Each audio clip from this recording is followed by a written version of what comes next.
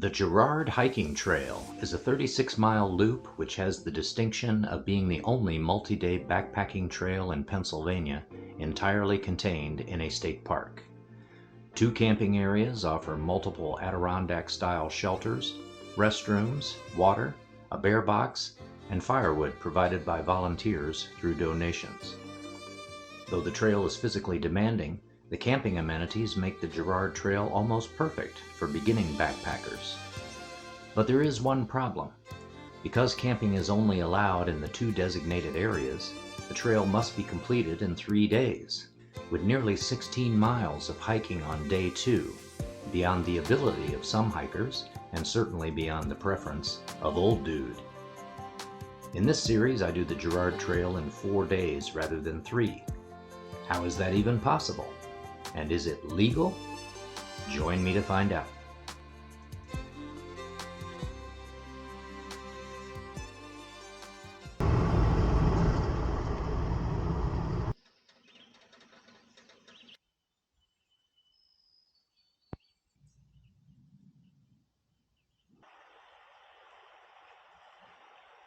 Hey everybody, John here, coming to you from Oil Creek State Park in Pennsylvania, where, for the second time, we're going to be tackling the Gerard Hiking Trail. You can see I don't have my pack on yet, because before we get started on the trail proper, we're going to check out this Blood Farm area. And I believe there's a little loop trail here. It must be back here someplace. There should be some interesting signage and perhaps some historical exhibits and artifacts from the days of oil production, early oil production. The earliest in the world took place right here in northwest Pennsylvania and began in 1859. So I think we want to go back this way. I did the Gerard Trail 2 years ago, and I didn't take any side trails or take full advantage of some of the interesting history to be found in this park. But we plan to do that this time. The Gerard Trail is a 36.14 mile loop, completely contained within Oil Creek State Park. So because it doesn't go into state forest where you might be allowed to do primitive backpack camping, you know, just alongside the trail, just kind of stealth camp, basically wherever you like. Because of that, you have to camp in designated areas, and there are only 2 of them, which pretty much forces you to thru hike the trail in 3 days. But we're going to do it in 4. And how is that even possible? Can we do it in 4 legally? I guess you'll find out. So I don't think this is where I'm supposed to be. This is not the loop trail I was looking for, but we do get to see this dam here. See some ducks going down the spillway there. Doing a little flume ride this morning.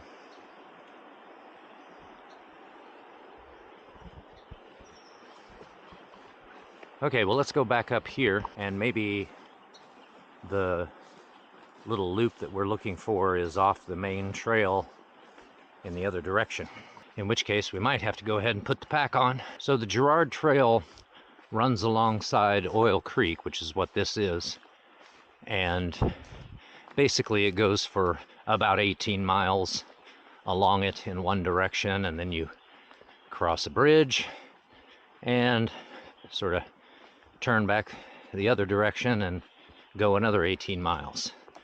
Roughly, that's the idea. Now, it doesn't just go right alongside the banks of the river like this, on a nice flat path.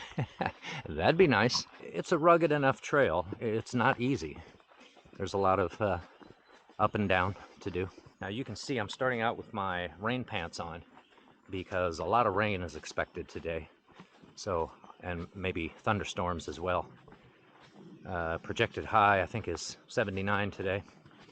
And the temperature range throughout this 4-day period that we'll be out is supposed to be between 57 and 81. So not too bad, not too bad. Okay, here's what we want right here. So the Gerard Trail is marked by yellow blazes, and the main trail goes back that way, as I recall. So here is the Blood Farm Interpretive Trail, 3/4 of a mile. Let's check it out.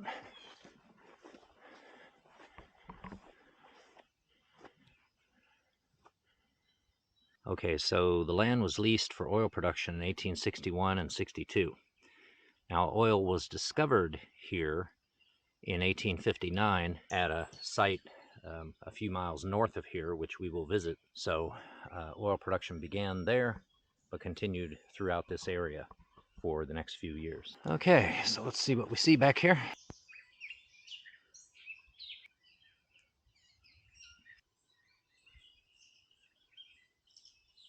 So there on the hillside, is that the house that we saw in the one photo? The new house that the Blood family built in 1863.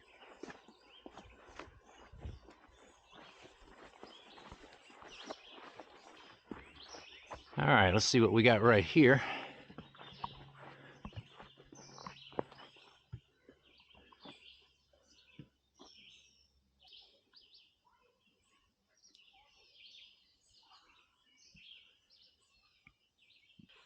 All right, what do we got inside here? Can we see? There's a ladder and looks like a barrel, which takes up most of the structure here.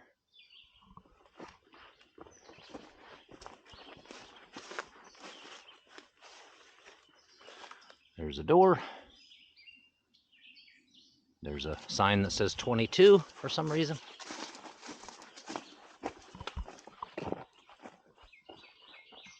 Oh. Okie doke. Yeah, another door on this side. There's a pipe coming out of it, which probably continued down this way. And we will find some old pipes. We'll actually go across them. Here's one. But, we'll encounter those in the trail, like right here. Yeah. So, okay. I guess that is or was connected. And oil would have flowed out this way, most likely, and down to some spot near the river, near Oil Creek, where it was probably collected and taken by boat down the creek. Oil Creek, by the way, which you can just get a glimpse of there, flows this way, flows south into the Allegheny River, which in turn goes down to Pittsburgh, where it joins with the Monongahela River, and they form the Ohio River there. And the Ohio River flows into the Mississippi. The Mississippi flows into the Gulf of Mexico. Looks like we got another building up here.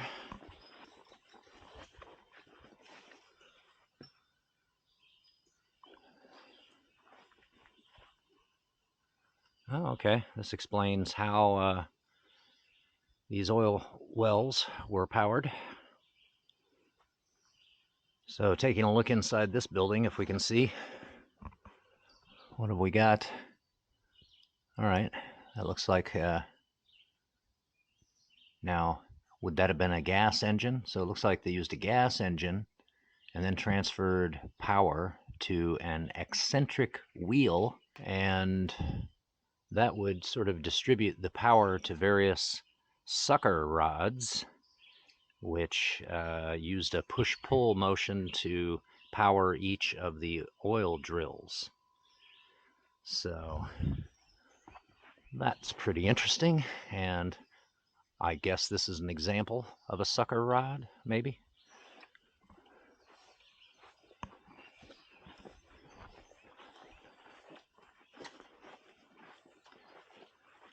Sucker rods coming out of various openings in the building here, and they should all connect to this wheel, which was in turn powered by the gas engine.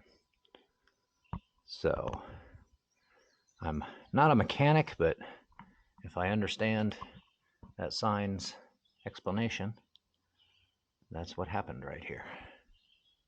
Cool. Today, as you can see, birds use the rafters here. And here we have some barrels, probably in which the oil was collected. So it's pretty interesting that some of this stuff remains here. And of course, the environmental damage. So this is near Benninghoff Run. We will be visiting the Benninghoff Farm tableau later in the trip. That railroad right there, we'll be crossing those tracks shortly. That is an active railroad. It's the Oil Creek and Titusville Railroad, and it's an excursion train. So probably sometime today we will hear or see the train that runs on those tracks. Here's a blaze. Do we go back through here? I guess we do. Yeah. We're going to be doing the trail counterclockwise, and I did it clockwise before. I started from a point that is just down here. Well, we have about 9 miles to do today. We're going to be coming up to the road that is at the top of the hillside to our right, and then walking along it and going out to Pennsylvania State Road 8. We're going to take a left, cross Oil Creek via a road bridge, and then take a left, and then come out over there where those railroad tracks are. We are expecting rain, possibly heavy, possibly thunderstorms. About 6 miles from here, there is a warming hut as we encounter a system of ski trails. So there's a warming hut that might provide shelter when it's raining. So that might be where we will have lunch. But yeah, we're off on our second Gerard Trail thru hike. You know, as I go through this area, I'm getting little bugs flying into my eyes and all around my face. I anticipated that on portions of this trail. I didn't expect to have to deal with it right away. But in my backpack, I have a hat and a bug net. So I might be tossing that on when we come to a convenient stopping point. All right, I backtracked on the trail just slightly so I could show you this. Here's a little boardwalk, which I didn't specifically remember before. And then at the end of it, we come to this spot where we began and ended our previous thru hike. And as mentioned, we were going in the other direction. We parked a Silver Streak right there. And I remember coming down and, getting into some mud right away. This boardwalk was not there at that time. So this has been installed within the last 2 years. Many thanks to trail maintainers for putting that in. So we come up to here. So if you're going in this direction, it's not clear what to do right here. But what you need to do is take a left and follow the road this way. So I guess when you come out to the road and look down there, you can see a yellow blaze. So we want to go down the road, and this will meet State Route 8 up at the stop sign, and you take a left to cross over Oil Creek. Here's sort of a symbolic oil derrick. You see it says Oil Creek State Park on the side there on the left near the top. So we'll just cut over here, State Road 8, take a left.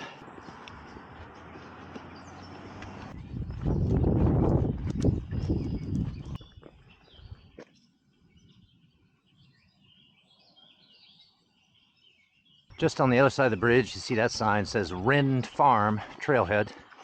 Take a left here. See also that says train, and enter here for OC&T Railroad.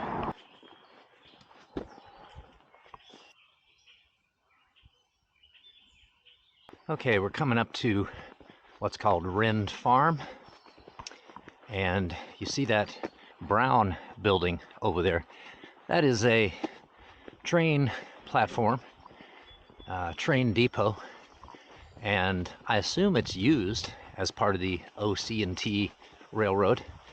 So you can probably board that train here and ride it into Titusville. I'm not sure. But when we get up there, I think I'm gonna take my pack off for a minute and then show you around there.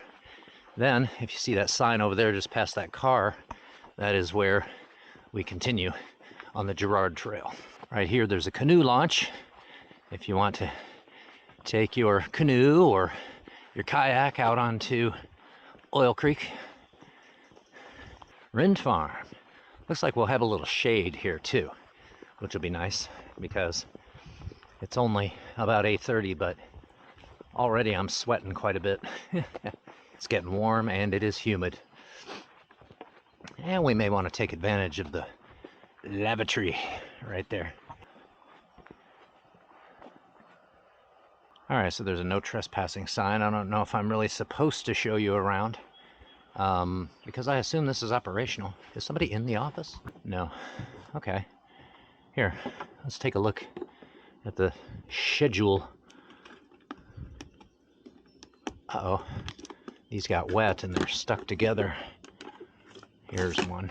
Okay, June and September, Saturday and Sunday only, 11 a.m. Today is Sunday, so there should be a train running today. Departs at 11 a.m. From where, though? From here? And where does it go? Okay, train boarding is Perry Street Station in Titusville. So I guess it leaves from there. And I think it probably comes down to here and then goes back.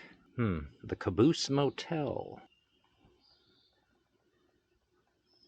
Okay, I mean, it says no trespassing there, so I assume you're not really supposed to go up there and look around and walk around, but I think you can see it pretty well anyway from right here. See the way those trees are blowing, that the rain might be coming soon. Actually starting to feel the first sprinkles as I am taking this little breather here at the picnic table before we get started climbing. So we're gonna have to climb up this hillside that's on the other side of the tracks. So there's a bit of climbing. I recall there's kind of a jungly area. I'm hoping that the rain will make these gnats and stuff that are abundant calm down. So I'm already so warm that I don't really want to have to put the head net and hat on. It'll just make me hotter. Not really looking forward to putting on my rain jacket either. And I'm wondering if I ought to just not even bother with it because my shirt is already soaked with sweat as it is.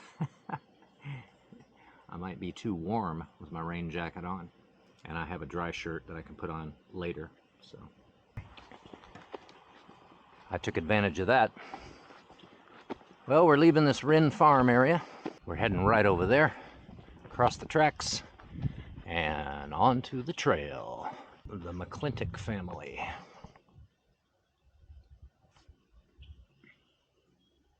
Okay, so that is this house. It was built around 1850, and it looks like there was an oil well right behind it before the railroad was built. And the Steele family. Nice little house. Wonder if you can tour it or if there's anything at all inside.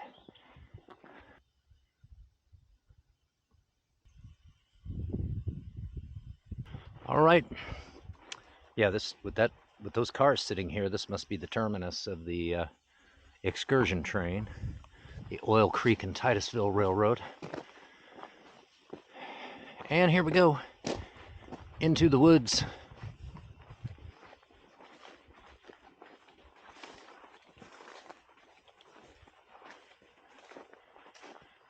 Now, Petroleum Center has a walking tour that I guess is pretty interesting. And it says 3.8 miles. That's if you take a side trail and cross Oil Creek and go over to the other side. That's down near the park office. We're going to come into Petroleum Center on, okay, so today's Sunday. We're going to be out here Sunday, Monday, Tuesday, and Wednesday. And on Tuesday is when we'll visit Petroleum Center, coming from the other direction. 8.6 miles to Cow Run Shelters, which is where we will be making our home tonight. Well, up the hill and off we go. And I'll get back to you when there's something interesting to see.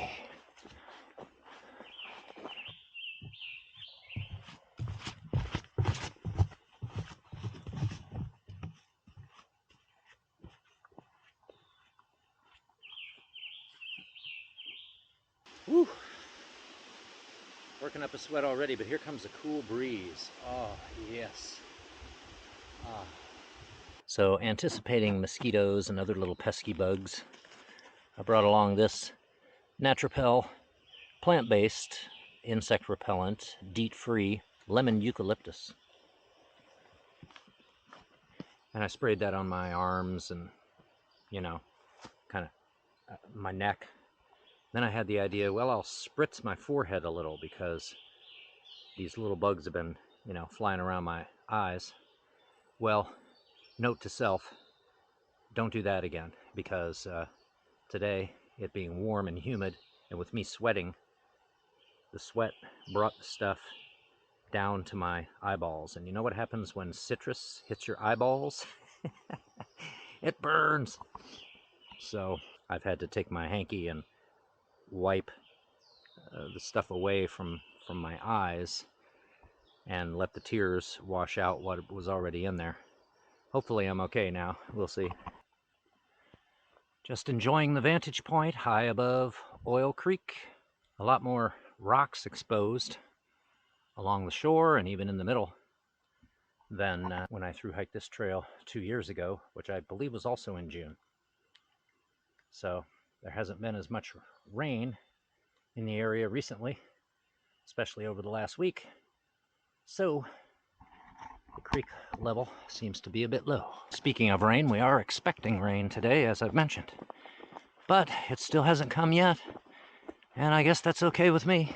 Soon we will come down pretty near the level of Oil Creek and we'll get some decent views without so much tree obstruction. Actually, we are rapidly descending toward it now. And here we are, right down beside Oil Creek.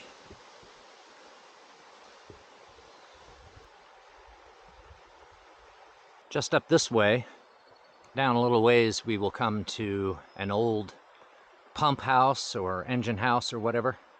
So that might be a nice place to take a break and have a snack and check that out a little bit.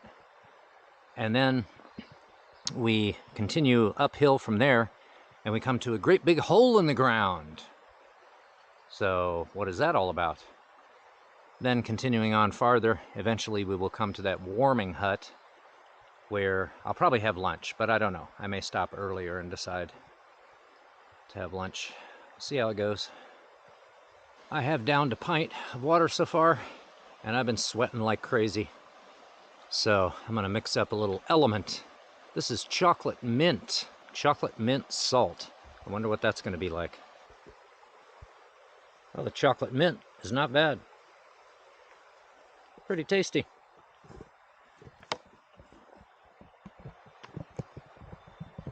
So there's my shirt hanging on that post. It is so soaked, and I decided maybe I could air out a little bit by taking it off for a bit. And I mentioned too that right up this way we'll come to this old structure, like an old pump house or something. When I came over here to this post, I said, oh look, it's right there.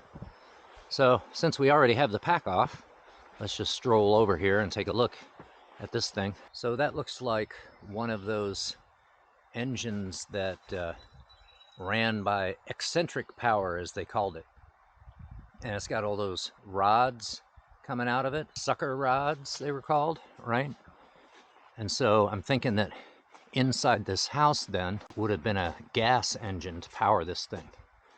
So this right here, that looks like maybe that was one of the sucker rods, and then it went out this way someplace, and here's some parts lying around over here, and you see some pipes and such, but there may have been a drill out in this direction somewhere and in other directions away from this thing.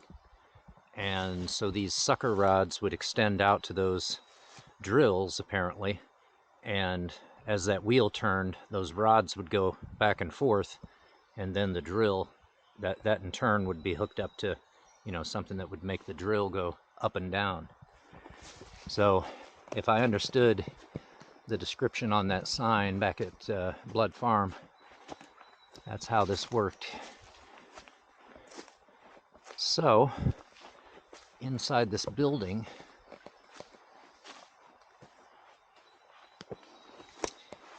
I guess this would have been the gas engine.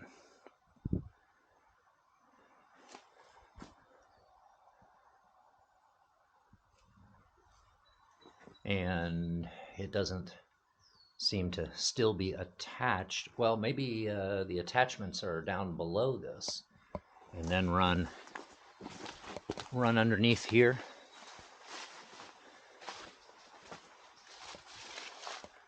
Look at that bottle right there. Now that bottle probably does not date back to the 1860s. But I don't know.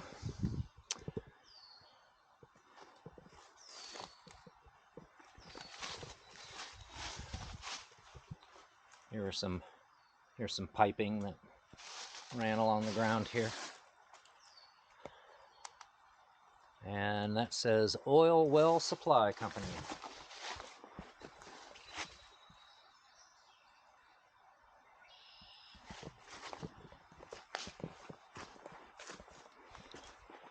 I'm gonna do like Gensylvania, and I'm gonna walk around this thing to get multiple perspectives. Maybe stick my nose in where I shouldn't necessarily. Then walk up back here, take a look from the back window.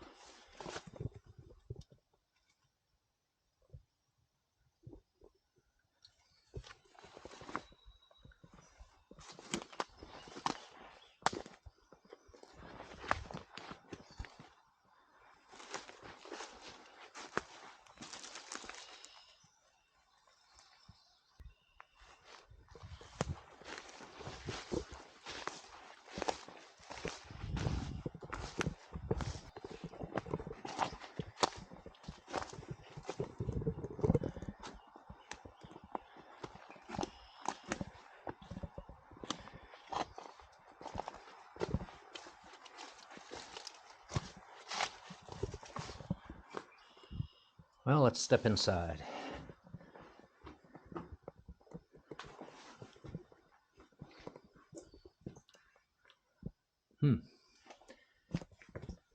That just looks like a corridor. It looks like a hallway, a very short, narrow hallway.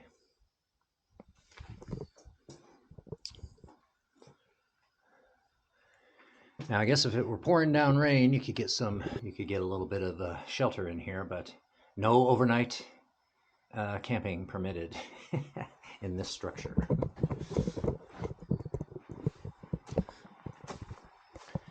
It is not a shelter for that purpose.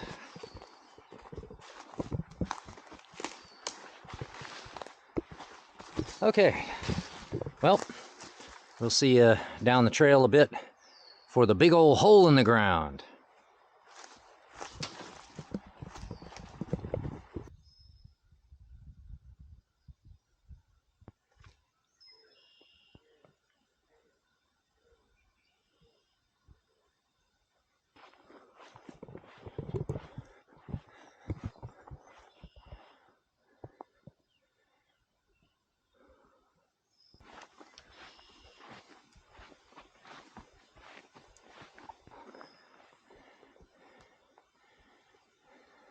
Someone dropped a carabiner in the path.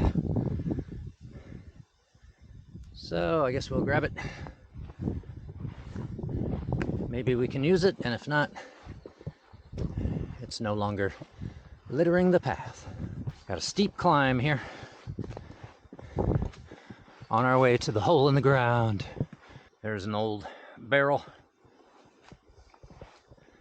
Quite a few of these can be seen along the trail.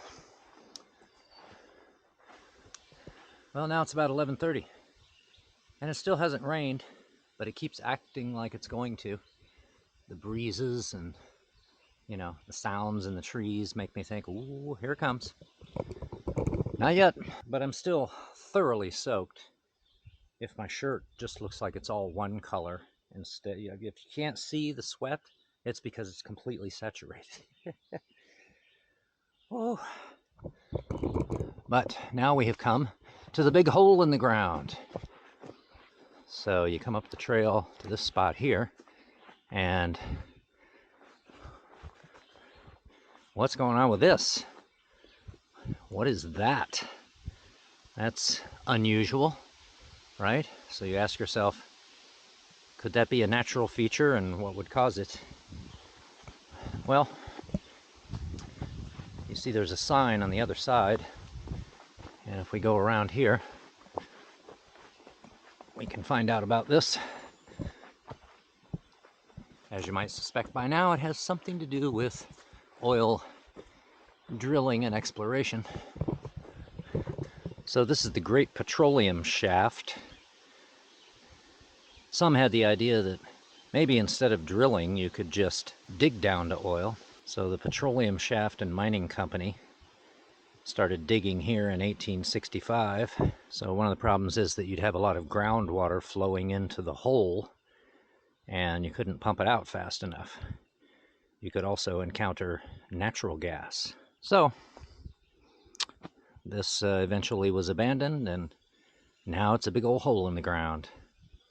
And it's kind of cool looking. And if this sign wasn't here, you would certainly wonder about how such a hole got here through natural processes. But I imagine if you're enough of a geologist or archaeologist or something, you might be able to recognize this. Wait a minute, somebody dug this. This was human effort.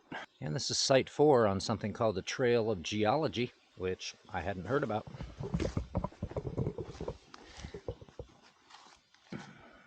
Okay, this sign is supposed to be posted here, I believe.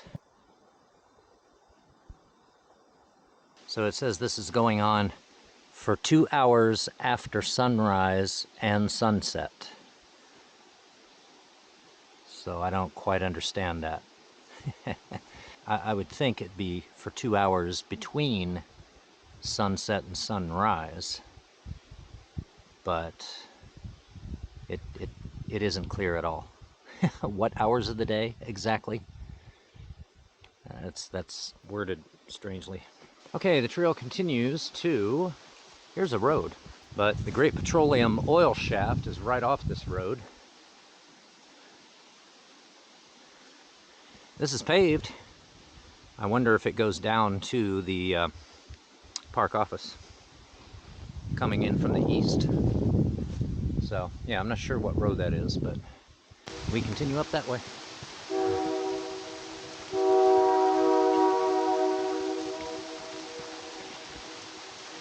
Well, you can hear the Oil Creek and Titusville Railroad now as the rain comes pouring down. So we finally got that rain.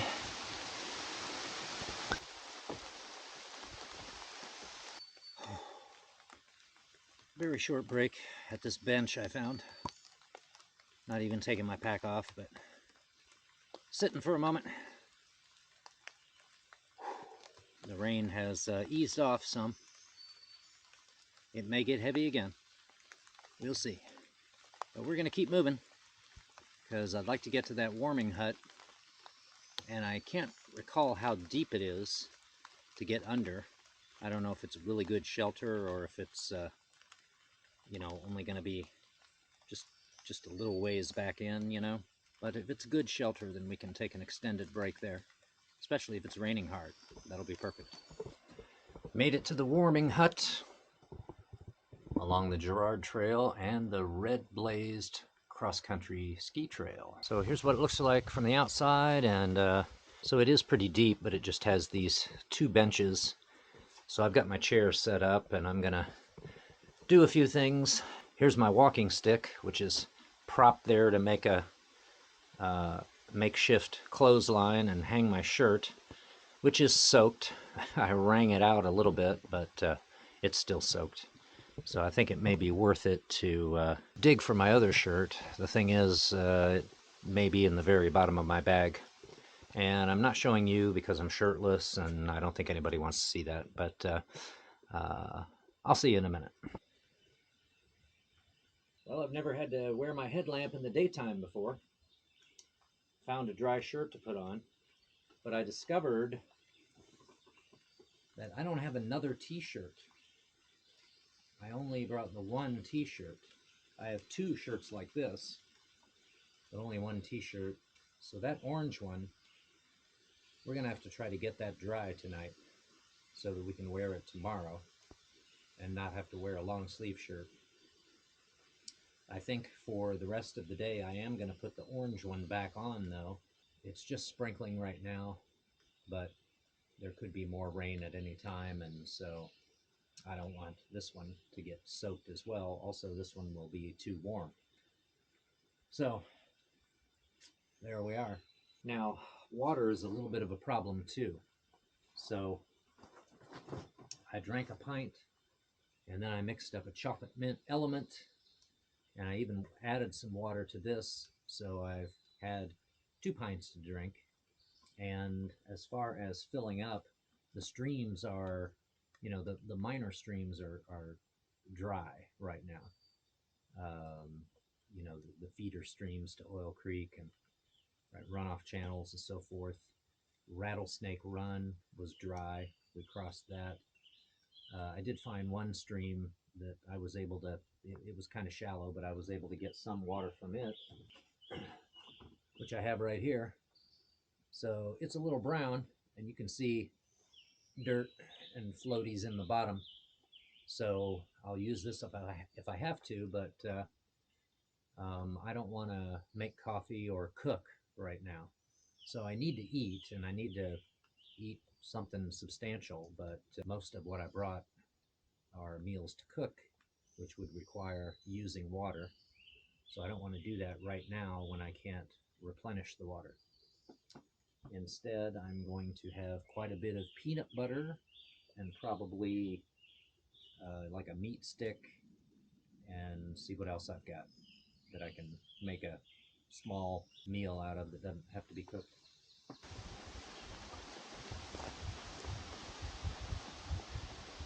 Well, I'd say we are within 2 miles of Cow Run shelters, and I'm hoping that Cow Run itself is flowing well. But even if it isn't, then shortly, see, the streams are looking like this. It's hard times for water collection. But even if Cow Run is not flowing, there is water at Cow Run shelters. They have a tank and a faucet, so you can get water there. And in fact, as backpack camping goes, it doesn't get more glamorous than Cow Run shelters. I mean, it has all the amenities. It's got a great big wood pile. It's got Adirondack-style shelters with fireplaces. It's got a tent camping area also. It has latrines, so I guess the only thing it's missing is showers and a vending machine. And then on the third night, okay, so we'll be out here Sunday, Monday, Tuesday, Wednesday. So Sunday night tonight, Cow Run shelters. On Tuesday night, we'll be at Wolfkill Run shelters, and it has all the same amenities. And of course, the mystery is, what are we going to do on Monday night? What are we going to do? Because there are only 2 places where you can legally camp in Oil Creek State Park. And by the way, this park is unique in that it does not have a campground for, you drive into a site and, tent camping, right? Just drive your car right up to your campsite in a campground with a shower house and, that kind of thing. It doesn't have that. It only has backpack camping at the 2 spots. Now, each of those 2 camping areas Cow Run and Wolfkill Run, are accessible by car, but you can't drive right up to them. You know, there's a parking lot, and then there's a trail that brings you in. You're still basically doing backpack camping. Well, I believe we're coming up on Cow Run, the stream, this footbridge right here. I don't hear no water. Look at that. Dry as a bone. Yep.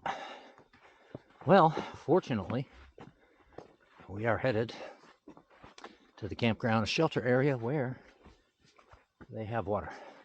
So you take a left here, coming from this direction, and down this way just a bit. Then we wind around to the right and to the top of this hill here, and we will be there. Our home for the night. Here comes a little bit of rain, just sprinkling, I think. There was only the one period of rain that was pretty heavy for about a half hour, maybe a little longer. But other than that, not nearly the amount of rain that was forecast. So our water problems will soon be solved. And before we leave Cow Run tomorrow, we should make sure everything is full. The 1 liter flask and the 2 pint bottles. And then again, unless we come to a good water source, we're going to have to still keep an eye on things. Try not to run out. Okay, coming up to the shelter area. I can see the roof of one of the shelters here on our left. We have booked shelter number 3. I don't know which one that is, but we'll find out. So there's a wood pile over there, the tent camping area. See, there's a picnic table over there. There are 6 of these shelters, and they all have the fireplaces, and they all have a picnic table beside them. So quite nice. Oh, and I also forgot to mention the bear boxes at these camping areas. That's a nice thing too. You don't have to worry about hanging your food bag. And also because of that, I did not bring my canister on this trip. So that saved me 2 pounds, 2 ounces, which is what the canister weighs empty. There are the latrines. Let's see which shelter this is. I see one down the hill from it there. This is number 1.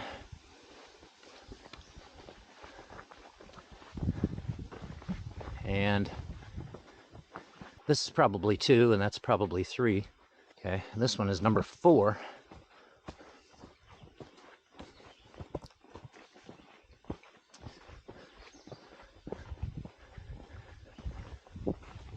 This one over here is 5. So maybe that's 3. Since we got to go up the hill anyway, let's find out. Oh, that one is number 2. Okay, let's see. 1, 2. And if that's 4, 5, that's probably 6, which would put shelter number 3 down there. Oh, the tree's blocking the number. Okay, yeah, that is number 3. Alrighty, so we're over here. So, you see the path up here, woods back there, latrines and water right up there. Here's our picnic table. Excellent.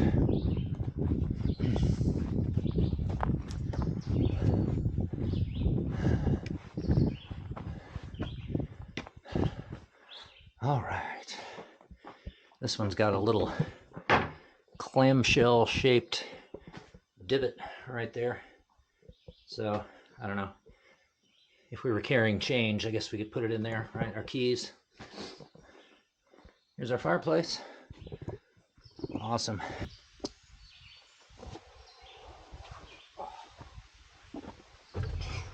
I have to get out my dry shirt again, put it on, and get this hung up. Which, there are pegs in here I can hang things on. But I might use a couple of trees and a bungee cord and hang it out here like a one-item clothesline. Well, here we are in the shelter. on the chair. I have fully changed clothes, completely into dry clothes now. Got my camp shoes on, dry socks, put jeans on and this shirt. So the wet stuff, we're going to have to figure out how to dry that tonight. And there are pegs here. So you could hang a piece of clothing just on a peg, but if you want it spread out so more air gets to it, what I might do is run a bungee cord between two of the pegs and then hang an item over the cord, or hang it outside. But I think maybe some rain is coming within the next hour or so. And then after that period of rain, it's probably not going to rain tonight. So, but we'll also have a fire tonight, which will help if stuff is in here. And so that'll help to dry everything out. So I guess I can finally cook. Water could continue to be an issue on the trail for the rest of the trip because the streams are so dry. That's not going to be any different on the west side of Oil Creek. So I think I have a solution. So I think we'll end up, we'll be okay in the end. But what do we want to eat here? So here are the cookable meals that I brought. I have 3 breakfasts and 2 lunches. But I don't really make much of a distinction between breakfast, lunch, and dinner. I'm thinking of going with the Tex-Mex breakfast taco right now for a very late lunch. And then I find these packet gourmet meals, they're more than I can eat at once. So, for instance, if there's leftover taco stuff, I might just seal that up in the bag, and then tomorrow, if we are having water issues again and can't really cook, I'll have that to eat as leftover food that doesn't need to be cooked. And so I might also cook these biscuits and gravy tonight. Yeah, that's right, tonight, not in the morning.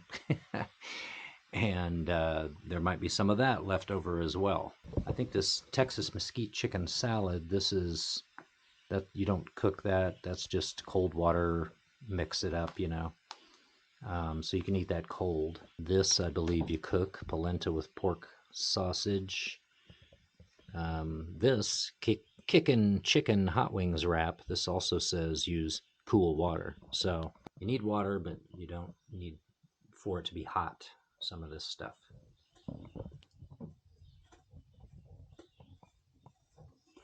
Well, folks, the last few hours have been quite eventful. What time is it now? Coming on 7 o'clock? Hold on, let me find my phone. Yeah, it's 7:07. So we got here more than 4 hours ago, and you haven't seen a whole lot of what I've been doing, but it has not been a leisurely, relaxing afternoon here.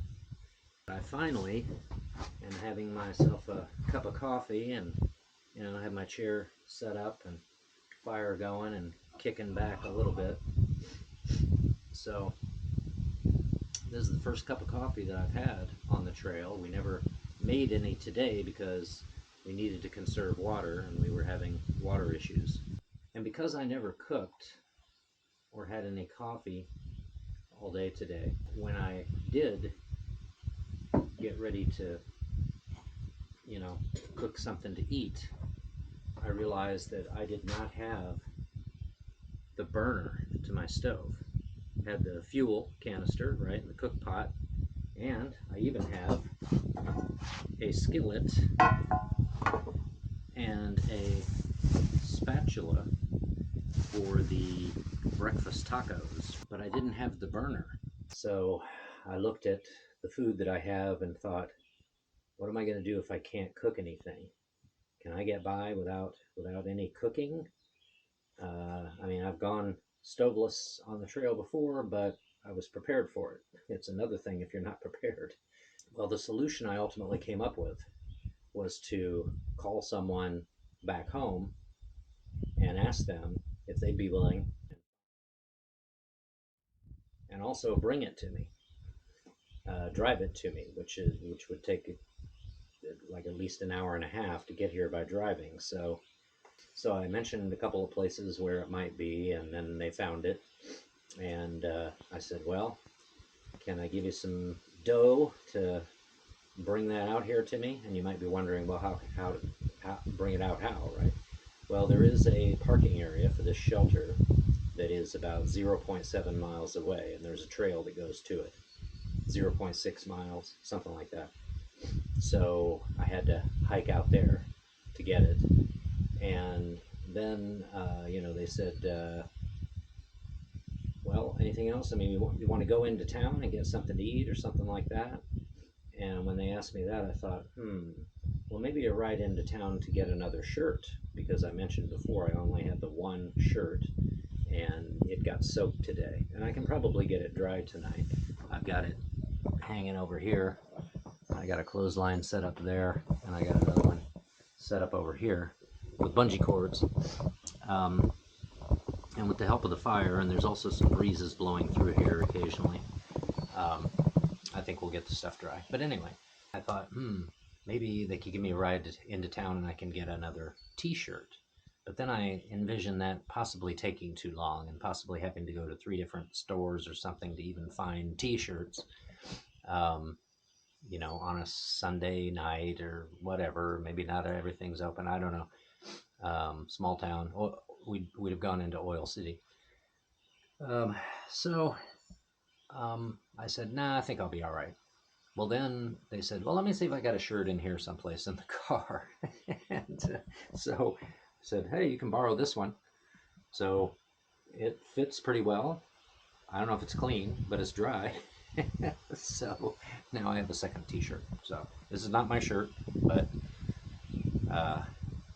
great appreciation for delivery of my stove burner and borrowing another shirt. So I think we have a full outfit now. I think we're all set now, and hopefully we won't have any more hiccups. We do have the water issue, which is a bit of a challenge, the fact that the streams are dry, but I think we can surmount that one and hopefully get back on track. So I guess it's good that I got here so early because there was time to do all that stuff. But basically it's just been phone calls and errands and hanging stuff up to dry, getting things organized, and it's just been kind of crazy. But I think now we're ready to kick back a little bit here at Cow Run Shelter number 3. What time we got now? It's 8:20, and it'll soon be dark.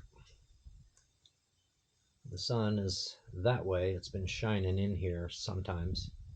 Not enough to help me dry stuff very effectively, but the shirt that got soaked today, I've got that up here. It's hanging on my chair and right in front of the fire. I'll be feeding that fire a little bit more. So I have X amount of wood, which I'll probably burn all of it and basically just lay here and watch the fire and enjoy it. Food is put away in the bear box, and I can't think of anything else that needs done, so I'm ready to call it a night. It has been a very eventful day 1, much more eventful than I had hoped. And as early as I got here, what should have happened is I should have had just lots of time to relax and to read, make myself a cup of coffee or two, cook a meal languidly and eat it. And I should have run out of things to do and been like, well, what am I going to do with myself for the next 2 hours? Didn't work out that way, but it's ending up fine. All's well that ends well, right? And I'm pretty excited about day 2 tomorrow, and I think we are prepared to get back on the trail and to continue. Where will we end up tomorrow night? That's the big mystery. Well, see you in the morning.